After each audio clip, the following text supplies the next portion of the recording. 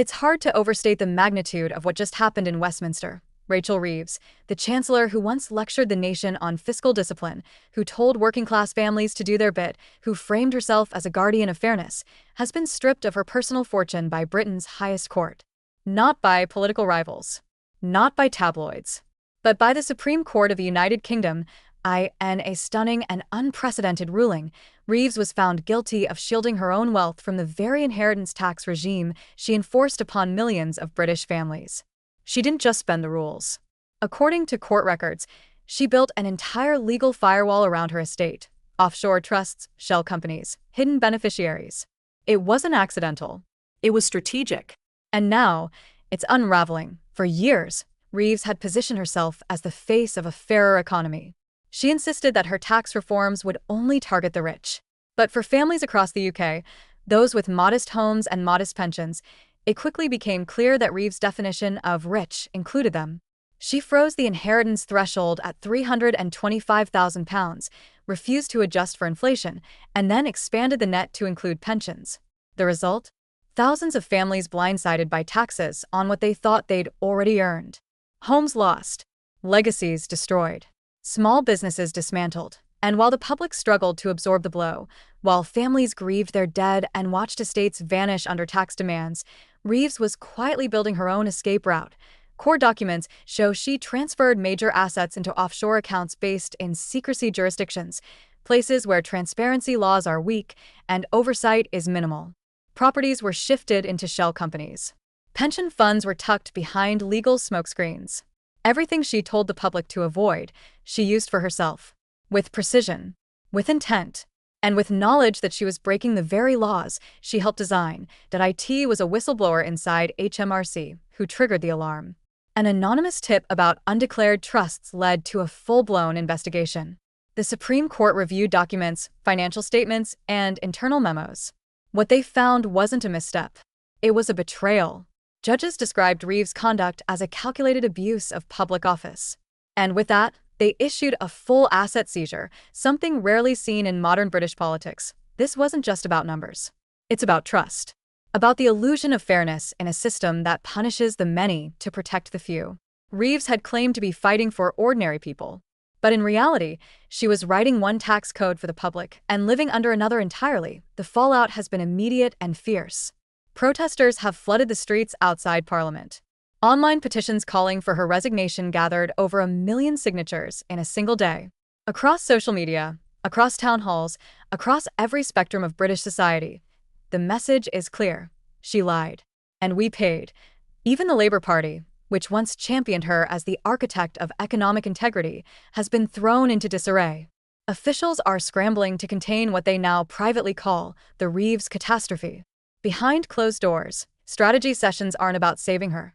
They're about how much longer she can remain in office without dragging the entire party under with her. The most damning revelations are still surfacing.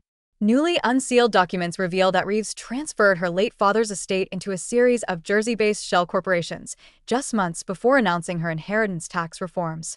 A Luxembourg pension fund, shielded by EU cross-border provisions, was quietly structured in her name through third-party beneficiaries. She denied it all on camera, called it fiction, laughed it off as a smear campaign. But it was real. It was planned. And now it's exposed. These aren't tools available to everyday people. These are weapons of the financial elite. The same instruments used by oligarchs, hedge fund managers, and multinational giants.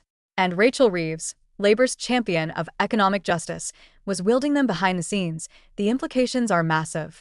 Regulatory bodies have launched a second wave of inquiries. The National Crime Agency is now involved. Investigators are combing through every financial link, every shell company, every unnamed beneficiary. If they find more breaches, and sources suggest they will, criminal charges could follow. Not administrative fines. Not parliamentary sanctions. Prison. And yet, Reeves remains silent. And no apology. No resignation. Not even a televised address to explain her side of the story.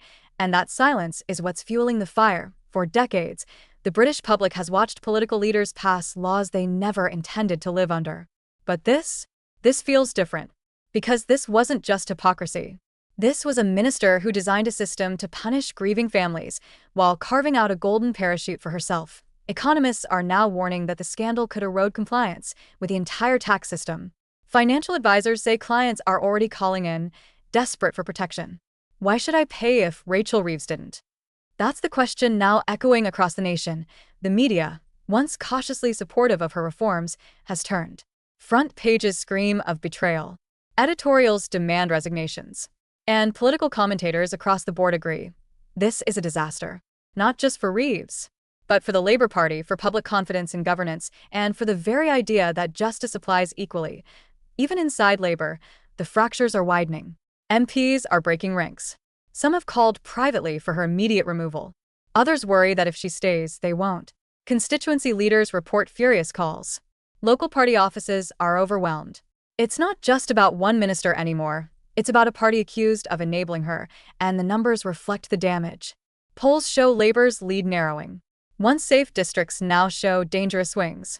Voters who once stood behind the party are backing away, not in apathy, but in protest. They feel used, betrayed, lied to. In Parliament, the mood is explosive. Every time Reeves enters, she's met with jeers, with shouted accusations. "You robbed us," one MP cried. "Where's our trust fund, Rachel?" Another demanded. The Speaker struggles to maintain order. But there is no order left. Behind closed doors, senior officials are discussing contingency plans.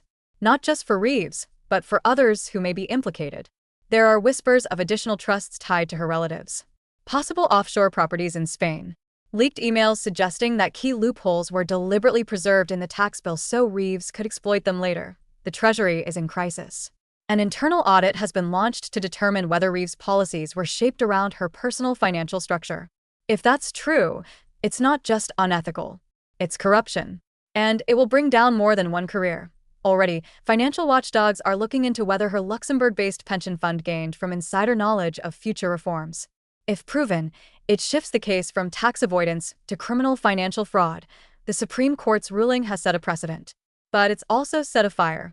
A fire that's spreading across Westminster, across party lines, across every institution that once said, "Trust us." And at the center of that fire is a woman who stood at the front of Parliament, promised fairness, and delivered exploitation. The British public is not waiting for permission to be angry. They're already there. What they want now is accountability. Real accountability. Not PR spin. Not soft suspensions. They want action. Because what Reeves did wasn't a scandal. It was a betrayal of the public's most basic belief, that the rules apply to everyone. If that belief collapses, so does democracy. So where do we go from here?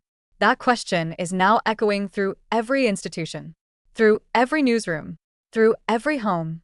Does Rachel Reeves stay? Or does Britain finally send a message that no one, not even the Chancellor, is above the law because this time the damage runs too deep? The trust is too broken. And the reckoning is already underway.